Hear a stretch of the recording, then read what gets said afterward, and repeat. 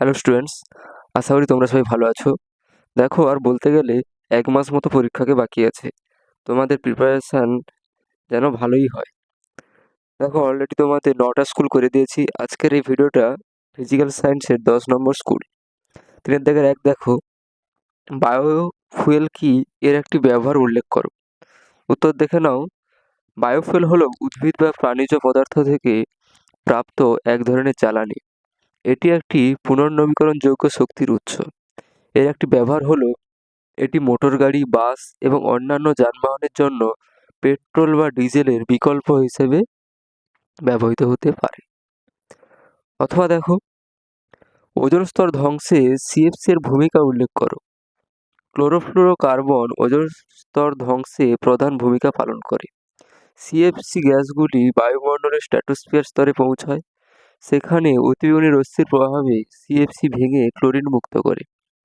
এই chlorine পরমাণুগুলি ozone অণুর সাথে বিক্রিয়া করে ওজোনকে অক্সিজেন এবং ক্লোরিন মনোক্সাইডে পরিণত করে, যার ফলে ওজোন স্তর পাতলা হয়ে যায়।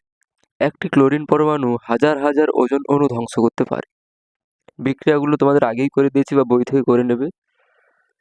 3 থেকে 2 দেখো, বেলুনে ফুঁ দিলে বেলুনের আয়তন বাড়ে এবং চাপও বাড়ে। এখানে বয়েলের সূত্র প্রযোজ্য হয় না কেন? কারণটা দেখে নাও। বেলুনে ফুঁ দেওয়ার সময় বেলুনের মধ্যে গ্যাসের ভর বা পরিমাণ স্থির থাকে না, যা বয়েলের সূত্রের একটি পূর্বশর্ত। বয়েলের সূত্রানুযায়ী নির্দিষ্ট উষ্ণতায় নির্দিষ্ট ভরের গ্যাসের আয়তন তার চাপের সাথে ব্যস্তানুপাতিক। বেলুনে ফুঁ দিলে গ্যাসের পরিমাণ ক্রমাগত বাড়তে থাকে, তাই এখানে বয়েলের সূত্র প্রযোজ্য হয় না। 3 থেকে 3 দেখো, তরলের আপাত ও প্রকৃত প্রসারণ গুণাঙ্কের মধ্যে কোনটি তরলের নিজস্ব ধর্ম এবং কেন? দেখো, তো এটা আগেও অনেকবার হয়ে গেছে, তাও বলছি। দেখো, তরলের প্রকৃত প্রসারণ গুণাঙ্ক হলো তরলের নিজস্ব ধর্ম। তরলের আপাত প্রসারণ পরিমাপ করার জন্য যে পাত্র ব্যবহার করা হয়, সেই পাত্রেরও প্রসারণ ঘটে। প্রকৃত প্রসারণ হলো তরলের নিজস্ব প্রসারণ, যা পাত্রের প্রসারণের উপর নির্ভর করে না, তাই এটি তরলের একটি বৈশিষ্ট্যমূলক ধর্ম। 4 দেখো, কোনো উত্তল লেন্সের আলোক কেন্দ্র বলতে কি বোঝায়? উত্তরটা দেখে নাও। উত্তল লেন্সের আলোক কেন্দ্র হলো প্রধান অক্ষের ওপর অবস্থিত একটি নির্দিষ্ট বিন্দু, যে বিন্দুর মধ্য দিয়ে কোনো আলোকরশ্মি গেলে তা কোনো রকম বিচ্যুতি ছাড়াই সোজা পথে বেরিয়ে যায়। পাতলা লেন্সের ক্ষেত্রে আলোকরশ্মিটি লেন্সের মধ্য দিয়ে যাওয়ার সময় প্রধান অক্ষের ওপর যে বিন্দুতে ছেদ করে, সেটিই আলোক কেন্দ্র। তারপর প্রশ্ন দেখো অথবাটা, দিনের বেলায় আকাশ নীল দেখায় কেন? সূর্যের আলো ভূপৃষ্ঠে আসার পূর্বে অনেকটা পথ বায়ুমণ্ডলের মধ্য দিয়ে যায়। বায়ুমণ্ডলের মধ্যে থাকা ক্ষুদ্র ধূলিকণা, গ্যাসের অণু সূর্যালোকের বিক্ষেপণ ঘটায়। দৃশ্যমান আলোর মধ্যে লাল আলোর বিক্ষেপণ কম হয়, কিন্তু নীল বা বেগুনি বর্ণের আলোর তরঙ্গদৈর্ঘ্য কম হয়। এই আলোর বেশি বিক্ষেপণ হয় এবং চারিদিকে ছড়িয়ে পড়ে। আমাদের চোখ বেগুনি অপেক্ষা নীল আলোর জন্য বেশি সংবেদনশীল বলে আমরা আকাশকে নীল দেখি। 3 দাগের 5 প্রশ্ন দেখো, লুইসের ধারণা অনুসারে সমযোজী বন্ধন কিভাবে গঠিত হয়, একটি উদাহরণ দিয়ে লেখো। লুইসের ধারণা অনুসারে সমযোজী বন্ধন গঠিত হয় দুটি পরমাণুর মধ্যে ইলেকট্রন জোড় ভাগাভাগি বা অংশীদারিত্বের মাধ্যমে। প্রতিটি পরমাণু বন্ধনে অংশগ্রহণকারী ইলেকট্রন জোড়ের ওপর সমান অধিকার বজায় রাখে। উদাহরণ দেখো, H2 অণু গঠন। দুটি হাইড্রোজেন পরমাণুর প্রত্যেকটির একটি করে ইলেকট্রন থাকে। তারা একটি ইলেকট্রন জোড় ভাগাভাগি করে এবং উভয় হিলিয়ামের মতো স্থিতিশীল ইলেকট্রন বিন্যাস অর্জন করে। অথবা দেখো, সোডিয়াম ক্লোরাইডের বন্ধন Na বন্ধন Cl হিসেবে প্রকাশ করা যায় না কেন? উত্তর দেখে নাও। সোডিয়াম ক্লোরাইড হলো একটি আয়নীয় যৌগ, সমযোজী যৌগ নয়, তাই এর বন্ধন NaCl হিসেবে প্রকাশ করা যায় না। সোডিয়াম ক্লোরাইডের সোডিয়াম পরমাণু একটি ইলেকট্রন বর্জন করে Na+ আয়ন গঠন করে এবং ক্লোরিন পরমাণু সেই ইলেকট্রন গ্রহণ করে Cl- আয়ন গঠন করে। এই বিপরীত আয়নগুলি স্থির তড়িৎ আকর্ষণ বল দ্বারা যুক্ত থাকে, যা আয়নীয় বন্ধন নামে পরিচিত। এখানে ইলেকট্রন শেয়ারিং হয় না। 3 দেখো, দুটি জলীয় দ্রবণের একটি ফেরিক ক্লোরাইড ও অপরটি অ্যালুমিনিয়াম ক্লোরাইড। অ্যামোনিয়ার জলীয় দ্রবণের সাহায্যে কিভাবে ফেরিক ক্লোরাইডের দ্রবণটি শনাক্ত করবে? উত্তর দেখে নাও। ফেরিক ক্লোরাইড দ্রবণে অ্যামোনিয়ার জলীয় দ্রবণ যোগ করলে একটি বাদামি রঙের FeOH3 পদক্ষেপ পড়বে। অ্যালুমিনিয়াম ক্লোরাইড দ্রবণেও পদক্ষেপ পড়বে AlOH3, তবে তা হবে সাদা বা হালকা রঙের। তাহলে এখানে বর্ণ দেখে তোমাকে বুঝে নিতে হবে কোনটা কোন যৌগ। 3.7 দেখো, থার্মিট পদ্ধতিতে ফেরিক অক্সাইড থেকে ধাতব আয়রন উৎপন্নের বিক্রিয়াটির সমিত রাসায়নিক সমীকরণ লেখো। সমীকরণটা দেখে নাও। Fe2O3 প্লাস 2Al থেকে 2Fe প্লাস Al2O3। এই বিক্রিয়ায় অ্যালুমিনিয়াম বিজারক হিসেবে কাজ করে এবং প্রচুর তাপ উৎপন্ন হয়, যার ফলে লোহা গলিত অবস্থায় পাওয়া যায়। অথবাটা দেখো, পরীক্ষাগারে অ্যামোনিয়া গ্যাস প্রস্তুতির নীতিটি লেখো। এই গ্যাস কিভাবে সংগ্রহ করবে? নীতিটি আগে দেখো। পরীক্ষাগারে অ্যামোনিয়া গ্যাস সাধারণত অ্যামোনিয়াম ক্লোরাইড NH4Cl এবং কলিচুন CaOH2 এর মিশ্রণকে উত্তপ্ত করে প্রস্তুত করা হয়। বিক্রিয়াটা দেখো। 2NH4Cl প্লাস CaOH2 থেকে তাপ দিলে CaCl2 plus 2H2O plus 2NH3। সংগ্রহ পদ্ধতি: অ্যামোনিয়া গ্যাস বাতাসের চেয়ে হালকা হওয়ায় একে বায়ুর ঊর্ধ্ব অপসারণ দ্বারা সংগ্রহ করা হয়। গ্যাসটিকে শুষ্ক করার জন্য ক্যালসিয়াম অক্সাইড CaO ব্যবহার করা হয়। 3.8 প্রশ্ন কি বলছে? নিচের যৌগগুলি থেকে একটি সমগণীয় শ্রেণীর সদস্যদের বেছে নিয়ে তাদের আণবিক ওজনের ঊর্ধ্বক্রমে পরস্পর সাজাও। তাহলে সমগণীয় শ্রেণীর হতে গেলে তাদের পার্থক্য থাকতে হবে CH2 পার্থক্য থাকতে হবে। এখানে দেখো সমগণীয় শ্রেণী কারা কারা? অ্যালকোহলগুলো কি কি? CH3OH, CH3CH2OH আর CH3CH2CH2OH।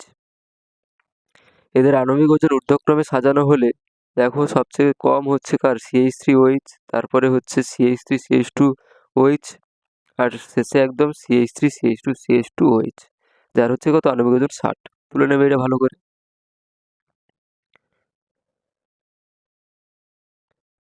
9 দেখো, কার্যকরী গ্রুপ বলতে কি বোঝায়? একটি উদাহরণ দাও।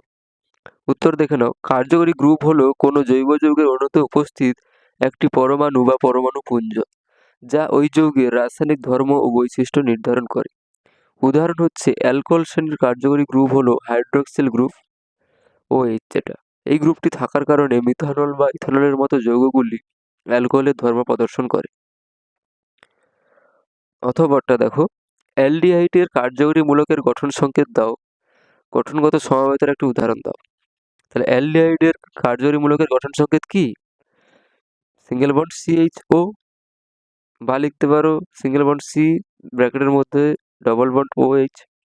গঠনগত সমবায়তার উদাহরণ দেখো। ইথাইল অ্যালকোহল CH3CH2OH এবং ডাইমিথাইল ইথার CH3COCH3।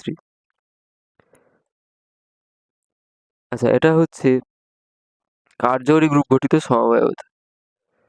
ঠিক আছে, একটু দেখে নেবে ভালো করে, তুলে নাও। 4-1 দেখো, অ্যাভোগাড্রোর সূত্রটি লেখো। 27°C তাপমাত্রার কোনো গ্যাসকে উত্তপ্ত করলে তার চাপ ও আয়তন উভয়ই দ্বিগুণ হয়। গ্যাসের চূড়ান্ত উষ্ণতা কত? সূত্রটা দেখে নাও। নির্দিষ্ট চাপ ও তাপমাত্রায় সম আয়তন সকল গ্যাসে সমান সংখ্যক অণু বর্তমান থাকে। এবার অঙ্কটা দেখো। এখানে প্রাথমিক যে চাপটা P1, আয়তন V1 এবং তাপমাত্রা T1। এবার T1টা দেওয়া আছে 27°C সমান 300 কেলভিন করে নেব। চূড়ান্ত চাপ কি বলেছে? দ্বিগুণ হবে, তাহলে P2 সমান 2P1। চূড়ান্ত আয়তন কি হবে? V2 সমান 2V1। এবার T2টা তোমাকে নির্ণয় করতে হবে। দেখো, আদর্শ গ্যাস সমীকরণ থেকে আমরা কি পাই? P1V1/T1 সমান P2V2/T2। সেখান থেকে T2 সমান কি হবে? P2V2T1/P1V1। দেখো মান বসিয়ে কত আসছে? T2 সমান 4 × 300 কেলভিন সমান 1200 কেলভিন। সেখান থেকে উত্তর কি পাচ্ছি, ডিগ্রি সিতে নিয়ে গেলে গ্যাসের চূড়ান্ত তাপমাত্রা হলো 1200 কেলভিন বা 927 ডিগ্রি সি। তোমরা তুলে নাও ঠিক করে, বা নিচে তোমাদের লিঙ্ক দিয়ে দেবো, পিডিএফ এর লিঙ্ক, তোমরা পিডিএফ দেখেও তুলে নেবে।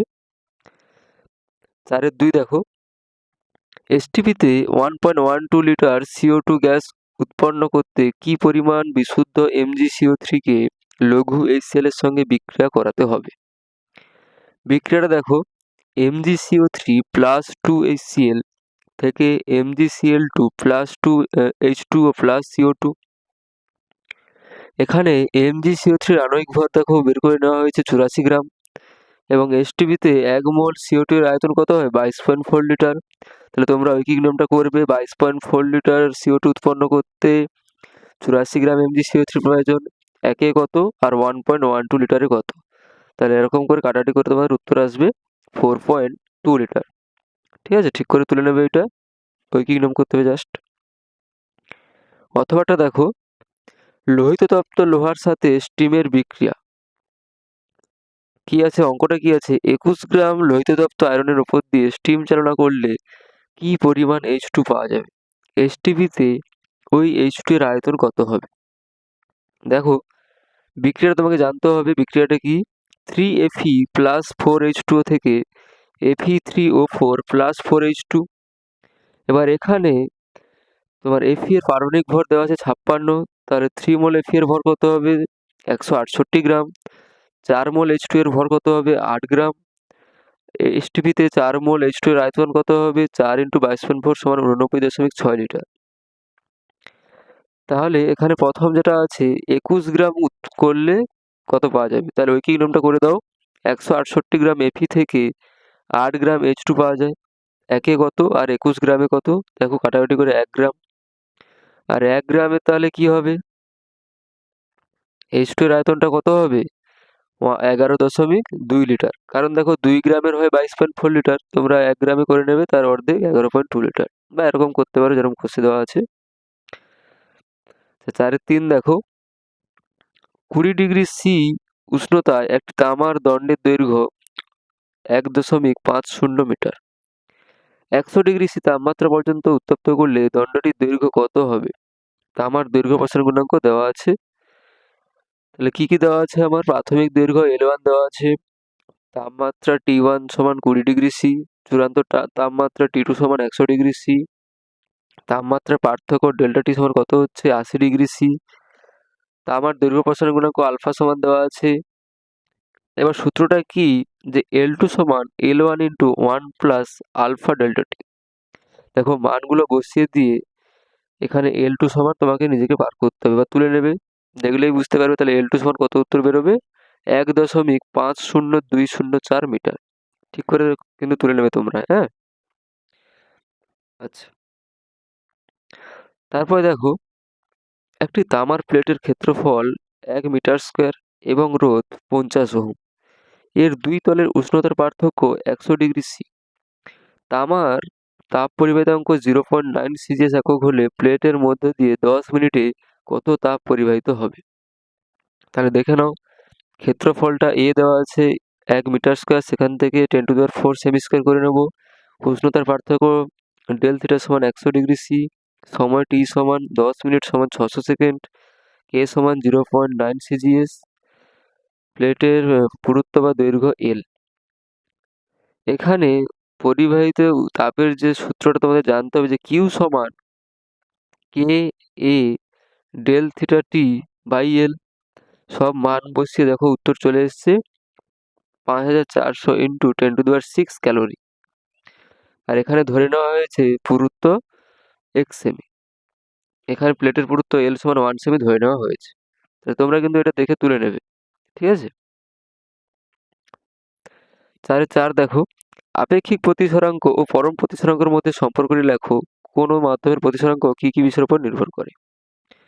তাহলে দেখো পরম প্রতিসরাঙ্কটা কি, দেখো পরম প্রতিসরাঙ্ক হলো শূন্যস্থান বা বায়ু মাধ্যম থেকে কোনো নির্দিষ্ট মাধ্যমে আলোর প্রতিসরাঙ্ক। আর আপেক্ষিক প্রতিসরাঙ্ক হলো একটি নির্দিষ্ট মাধ্যম থেকে অন্য একটি নির্দিষ্ট মাধ্যমে আলোর প্রতিসরাঙ্ক। মাধ্যম 1 এর সাপেক্ষে মাধ্যম 2 এর আপেক্ষিক প্রতিসরাঙ্ক μ12 এবং পরম প্রতিসরাঙ্কগুলির μ1 μ2 মধ্যে সম্পর্ক হলো μ12 সমান μ2 বাই μ1। তারপরে দেখো কোনো মাধ্যমের প্রতিসরাঙ্ক যে বিষয়গুলির ওপর নির্ভর করে: আলোর বর্ণ বা তরঙ্গদৈর্ঘ্য, মাধ্যমটির উষ্ণতা, মাধ্যমটির প্রকৃতি ও ঘনত্ব, পার্শ্ববর্তী মাধ্যমের প্রকৃতি। তারপরে প্রশ্ন 4-5, দেখাও যে কাঁচ ফলকের মধ্য দিয়ে আলোর প্রতিসরণের ফলে রশ্মির কোনো ক্ষতি হয় না।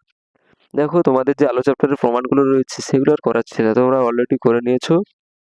আর যাদের বাকি আছে এটা দেখে তুলে নেবে। এক্ষেত্রে কাঁচের স্ল্যাবে যে চ্যুতি হয় না সেটা তুলে নেবে, বুঝে নেবে। আচ্ছা, অথবাটা তো আরও বেশিবার হয়ে গেছে, যে ডেল্টা সমান ওটা প্রমাণ করো, এটাও তুলে নেবে। 4-6 দেখো, একটি ভাড়া বাড়িতে এ ও বি দুইজন ব্যক্তি 1 মাস পর পর থাকে। যেমন এ 2024 সালের জানুয়ারি, বি ফেব্রুয়ারি, আবার এ মার্চ। এইভাবে ডিসেম্বর পর্যন্ত থাকলে যদি ওই বাড়িতে দৈনিক 30 মিনিট করে চলে একটি মোটর, বাড়িতে দৈনিক 400 ওয়াটের একটি হিটার 2 ঘন্টা, 12 ওয়াটের 3টি বাতি দৈনিক 5 ঘন্টা এবং 800 ওয়াটের একটি মোটর দৈনিক 30 মিনিট করে চলে, এবং প্রতি ইউনিট বিদ্যুতের দাম যদি 7 টাকা করে হয়, তবে বছরের শেষে কে কত টাকা বিদ্যুতের বিল দেবে? দেখো এখানে প্রথমে তোমার কাজ হচ্ছে যে দৈনিক মোট শক্তির ব্যাপারটা বের করে নাও। হিটার দেখো, হিটারে হবে 400 ওয়াট ইন্টু 2H সমান 800 WH। এখান থেকে ডাইরেক্ট 1000 দিয়ে ভাগ করে 0.8 কিলোওয়াট ঘন্টা। বাতির ক্ষেত্রে একই রকম 0.18 কিলোওয়াট ঘন্টা। মোটরের ক্ষেত্রে 0.4 কিলোওয়াট ঘন্টা। তাহলে মোট শক্তি কত হবে? 1.38 কিলোওয়াট ঘন্টা, যেটা বিওটিও লিখতে পারো। এবার দেখো এ থাকে কি কি, January, March, May, July, September, November, তাহলে মোট 184 দিন। আর বি থাকে February, April, June, August, October, December, মোট 182 দিন। এবার দেখো প্রতি ইউনিটের দাম যদি 7 টাকা হয়, এর বিল আসবে কত? 184 ইন্টু 1.38 ইন্টু 7 সমান 1776.48 টাকা প্রায়। আর বি এর মোট বিল 182 ইন্টু 1.38 ইন্টু 7 প্রায় কত আসবে? 1757.88 টাকা। খুব ভালো অঙ্ক, এটা তুলে নেবে দেখে দেখে। 4-7 দেখো, অভ্যন্তরীণ রোধ ও নষ্ট ভোল্ট কাকে বলে? এদের মধ্যে সম্পর্ক কি? কোষের অভ্যন্তরীণ রোধটা প্রথমে দেখো, তড়িৎ কোষের তড়িৎ বিলেস্য পদার্থের মধ্য দিয়ে তড়িৎ প্রবাহের সময় যে বাধা সৃষ্টি হয় তাকে কোষের অভ্যন্তরীণ রোধ বলে। নষ্ট ভোল্ট কি? বর্তনীতে তড়িৎ প্রবাহ চলার সময় কোষের অভ্যন্তরীণ রোধের জন্য কোষের মধ্যে যে পরিমাণ বিভব পতন ঘটে তাকে নষ্ট ভোল্ট বলে। তার সম্পর্কটা হচ্ছে কি? ভি সমান আইআর। এখানে নষ্ট ভোল্ট ভি সমান প্রবাহমাত্রা আই ইন্টু অভ্যন্তরীণ রোধ স্মল আর। আচ্ছা, 4-7 দেখো, 7-এর যে অথবাটা, দুটি সমান রোধের শ্রেণী সমবায় তুল্য রোধের মান, রোধ দুটির সমান্তরাল সমবায় তুল্য রোধের মান অপেক্ষা 3 ওহম বেশি, রোধ দুটির মান কত? তাহলে এখানে ধরি রোধ দুটির মান আর, তাহলে শ্রেণী সমবায় তুল্য রোধ কত হবে? 2R। সমান্তরাল সমবায় কি বলেছে? সূত্রটা কি হবে? আরপি সমান R into R by R plus R, সেখান থেকে আর স্কোয়ার বাই 2R সমান আর বাই 2। শর্ত অনুযায়ী আর এস সমান আরপি প্লাস 3। দেখো মান বসিয়ে দিয়ে এখানে আরটা কত বেরোবে? 2 ওহম। এটা বুঝতে পেরে যাবে, তোমরা ঠিক করে তুলে নেবে। 4-8 দেখো, একটি কোষে তড়িৎচালক বল 1.5 ভোল্ট এবং অভ্যন্তরীণ রোধ 1 ওহম, এটিকে একটি 2 ওহম রোধের সঙ্গে যুক্ত করা হলো। নির্ণয় করো বর্তনীর প্রবাহ মাত্রা ও নষ্ট ভোল্ট। তাহলে কি কি দেওয়া আছে দেখো, ই সমান 1.5 ভোল্ট, স্মল আর সমান 1 ওহম, ক্যাপিটাল আর সমান 2 ওহম। তাহলে মোট রোধ কত হবে? যোগফলটা 3 ওহম। তাহলে আই সমান ই বাই আর, তাহলে আই সমান 1.5 বাই 3। তাহলে সেখান থেকে কাটাকাটি করে প্রবাহমাত্রা কত আসছে? 0.5 অ্যাম্পিয়ার। নষ্ট ভোল্টের সূত্র কি হবে? ভি সমান আই ইন্টু আর, তাহলে 0.5 ইন্টু স্মল আরটা কত? 1 ওহম, তাহলে 0.5 ভোল্ট। ঠিক করে তুলে নেবে তোমরা, আশা করি বুঝতে পেরে যাবে। 4-9 দেখো, এ বি সি মৌলের পরমাণু ক্রমাঙ্ক যথাক্রমে n-2, n+1। এ ও সি পর্যায় সারণী কোন শ্রেণীতে অবস্থিত? তাহলে এখানে দেখো বি মৌলের পারমাণবিক সংখ্যা n, তাহলে এটি একটি নিষ্ক্রিয় গ্যাস, তাই এটি 18 নম্বরে অবস্থিত। এ মৌলের পারমাণবিক সংখ্যা n-2, তাই এটি বি মৌলের থেকে 2 ঘর আগে অবস্থিত, অর্থাৎ গ্রুপ 16। আর সি মৌলের পারমাণবিক সংখ্যা n+1, তাই এটি বি মৌলের থেকে 1 ঘর পরে অবস্থিত, মানে পর্যায়ে এর গ্রুপ 1-এ, পরবর্তী পর্যায়ের গ্রুপ 1-এ। সি মৌলটি একটি ক্ষার ধাতু গ্রুপ 1-এ এবং এ মৌলটি একটি অধাতু গ্রুপ 16-এ। তাহলে এখানে বিজারণ ক্ষমতা সবচেয়ে বেশি হচ্ছে সি এর, যেহেতু গ্রুপ 1-এ আছে, এটা হচ্ছে সি এর বিজারণ ক্ষমতা সবচেয়ে বেশি। এ ও সি যুক্ত হয়ে যে যৌগ গঠন করে তার সংকেত লেখো। দেখো, এ মৌলের যোজ্যতা 2 আর সি মৌলের যোজ্যতা 1, তাহলে যৌগ গঠনের সময় যোজ্যতাগুলি কণাগুলি গুণ হয়, সেখান থেকে কী হবে, C2A হবে, যৌগের সংকেতটা কী হবে, C2A। 4-এর দাগে 10 দেখো, ইউরিয়ার শিল্পোৎপাদন। দেখো এটা আর বলছে না, কারণ এটাও আগে হয়ে গেছে, তোমরা দেখে তুলে নিতে পারো যে ওই অ্যামোনিয়া কার্বন ডাইঅক্সাইডের বিক্রিয়ায় উৎপন্ন হয়। অথবাটাও হয়ে গেছে, হেবার পদ্ধতিতে অ্যামোনিয়ার শিল্পোৎপাদন, এটাও তোমরা দেখে দেখে তুলে নেবে। অনেকবার হয়ে যাচ্ছে, এটা কমন আসছে। 4-এর 11, শিল্পক্ষেত্রে ইথিলিন প্রস্তুতির বিক্রিয়াটি লেখো, ইথিলিনের দুটি ব্যবহার উল্লেখ করো। শিল্পক্ষেত্রে ইথেনকে উচ্চ উষ্ণতায় উত্তপ্ত করে ইথিলিন প্রস্তুত করা হয়। বিক্রিয়াটি দেখানো, C2H6 থেকে 400 থেকে 600 degree C, C2H4 plus H2। এর ব্যবহার হচ্ছে কি, পলিথিন নামক প্লাস্টিক তৈরিতে, ফল পাকাতে সাহায্য করে। তারপর মিথেনের হাইড্রোজেনের পরমাণুগুলি কিভাবে ক্লোরিন দ্বারা প্রতিস্থাপিত হয়ে কার্বন টেট্রাক্লোরাইড উৎপন্ন হয়। এটা তো অনেক সোজা বিক্রিয়া, তোমাদের এবারে পরীক্ষার জন্য আরও গুরুত্বপূর্ণ, করে নেবে বিক্রিয়াটা, দেখবে সহজ বিক্রিয়া, তুলে নেবে এটা। প্রথম ধাপে মিথাইল ক্লোরাইড, দ্বিতীয় ধাপে মিথিলিন ক্লোরাইড, তারপর ক্লোরোফর্ম, আর শেষে একদম CCl4 মানে কার্বন টেট্রাক্লোরাইড উৎপন্ন হয়। শেষে যেটা আছে যে প্লাটিনাম তড়িৎদ্বারের সাহায্যে ব্যবহার করে অম্লায়িত জলের তড়িৎ বিশ্লেষণে ক্যাথোডে সংঘটিত বিক্রিয়াটি লেখো। আর তড়িৎ বিশ্লেষণের জন্য বিশুদ্ধ জলের পরিবর্তে অম্লায়িত জল ব্যবহার করা হয় কেন? তাহলে ক্যাথোডে কি হয়, হাইড্রোজেন আয়ন ইলেকট্রন গ্রহণ করে হাইড্রোজেন গ্যাস উৎপন্ন করে, তাহলে 2H প্লাস 2 ইলেকট্রন থেকে H2। আচ্ছা, বিশুদ্ধ জলের পরিবর্তে অম্লায়িত জল ব্যবহার করার কারণ দেখো, জলে সামান্য পরিমাণে অ্যাসিড যোগ করলে তা বিয়োজিত হয়ে প্রচুর পরিমাণে আয়ন উৎপন্ন করে। এই আয়নগুলি তড়িৎ বিশ্লেষণে সাহায্য করে এবং জলকে তড়িৎ পরিবাহী করে তোলে, ফলে তড়িৎ বিশ্লেষণ প্রক্রিয়াটি দ্রুত সম্পন্ন হয়। তাহলে আজকের তোমাদের 10 নম্বর স্কুল শেষ হলো। তোমরা ভালোভাবে পড়ে যাও, পরীক্ষাকে আর বেশি বাকি নেই। পরের ভিডিওতে পরের স্কুল নিয়ে আসছি, আর গণিতের শর্ট ভিডিওগুলো দেখবে, ঠিক আছে? রাখছি।